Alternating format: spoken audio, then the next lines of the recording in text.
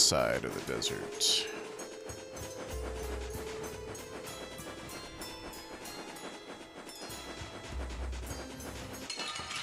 Because, yeah, I want to say I just rushed through here last time. Me. Hey, cut that out.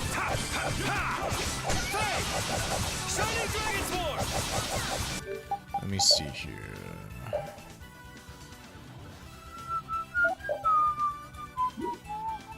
I kind of want her mid-range because whenever I play as her, and I'll usually have her like over here. But let's diversify it a little, yeah. Have her just slightly behind Yuri.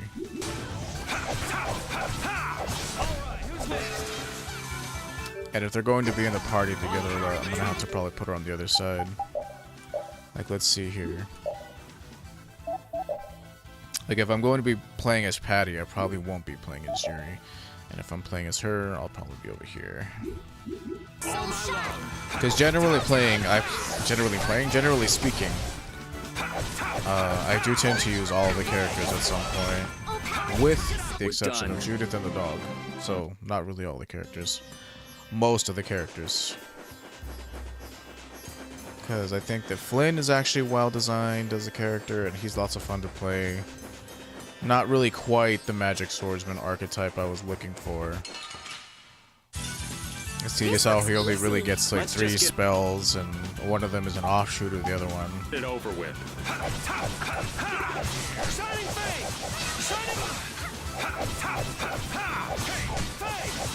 This is something that's classic in the Tales games. If you notice that the screen looks kind of blurry, it's because classically in the Tales games, whenever you got to a desert area, they added like the heat wave effect. Let's go. So like even in battle, you can kind of see that everybody looks sort of wavy because it's really hot in the desert. I don't know when the last time they did that was. I don't remember the last time there was a desert section in these games. Maybe Vesperia, but I really don't remember. I haven't beaten Vesperia. It's on my to-do list. Tales of Exillia 2 is also on my to-do list that's never even been opened. Bought that game, haven't even opened it yet. I bought it specifically, 1, to collect it, but 2, also as a prime game to stream, you know. Ooh, that's a very expensive spell for as little damage as it does, but I'll let her use it for a little bit. It's kind of cool if you want to group all the enemies together, I guess. That's one cool thing you can do with that spell. Now, come on, Flamberge. This looks easy. Let's just get it. Man, I'm gonna have to look it up then if I don't find it.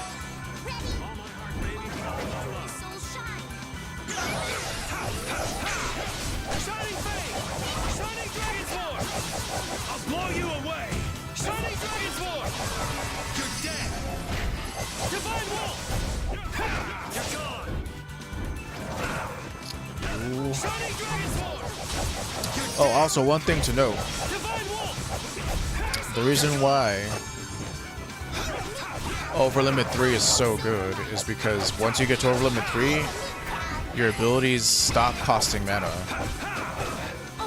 So you can just spam abilities over and over once you hit Over Limit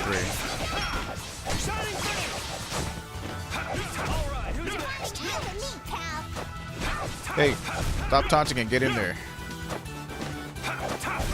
We're done.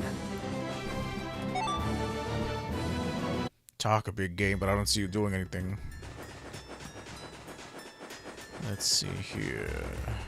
Nope. Well, never mind. Hold still. I'll make this quick.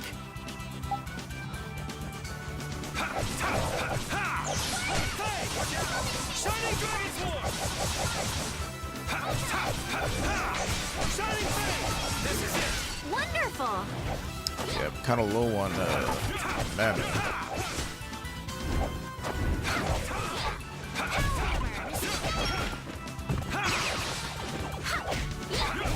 That's what happens when I get serious. Oh, I need to make sure that everybody has weapons that they're learning skills from. So he's done. So let's do that, I guess.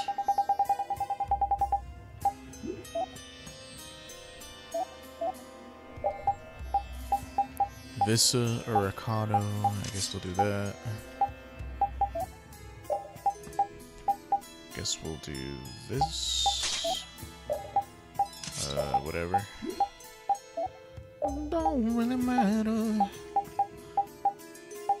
from somebody else. If they were visionaries. Real-time visionaries. Well, I think it's missionaries. If they were missionaries, real-time mission. Whatever. If they were missionaries, real-time visionaries. I think that's what I'm looking for. Sitting in a Chinese stew. Flamberge? Yay, Flamberge. But using it here in the desert would be a bad idea, so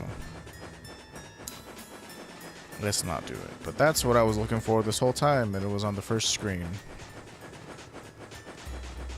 But yeah, as the name suggests, it's a fire sword, and using a fire sword on a bunch of fire enemies would be pretty dope. One at a time. One at a time.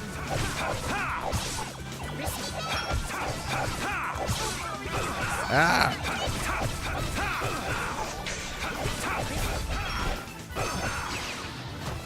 Holy power, come to me. First aid. Yeah, it's a good thing that we turned Nurse off. Come to me. First aid. Wonderful. Poor Raven. See, Love Shot doesn't get really good until it sends out 4 arrows. But right now it sends out 3.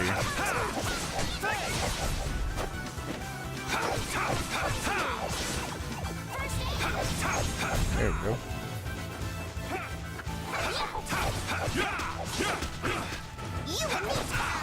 Got that out, you. Man, once I get my Bastion skill, that'll be really nice, because then I can self-heal.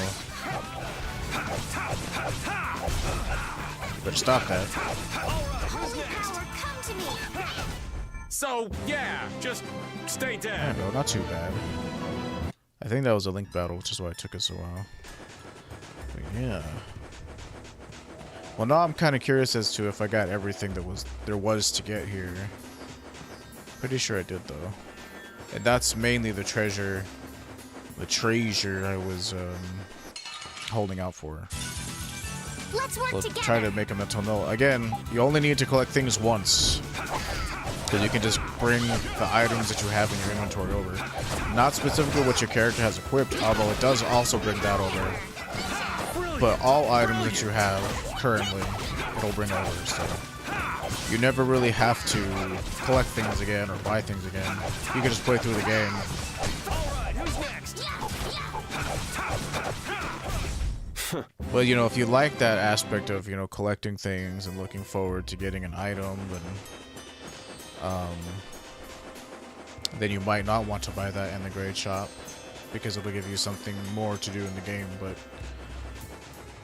really, this game shines for me when we get to New Game Plus and are able to play on the hardest difficulty, and each fight is like, you know, fighting in the depths of hell. Oh, there was another weapon to be gotten here. A stinger. Stingers? Don't get careless. That's a SpongeBob reference. Can I use a stinger, or is that? I think that's only a Flynn slash. Yeah, look at that. But it has fire attribute on it, so would be pretty useless against these guys.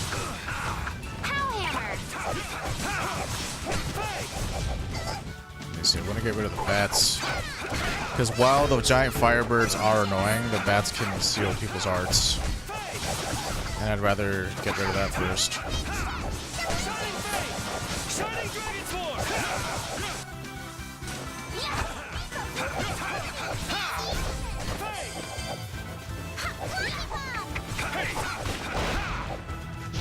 Ah, birds.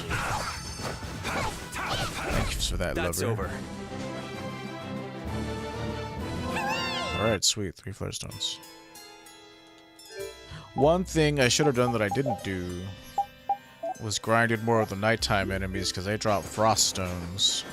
And we won't see any more frost stone dropping enemies until we get to a big part of Act 2, which is like the later part of Act 2 towards the end of it, as a matter of fact.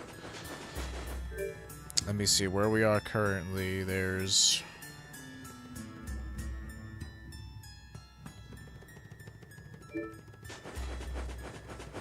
Let's see, we already did the Zoggy fight. We fought Outbreaker.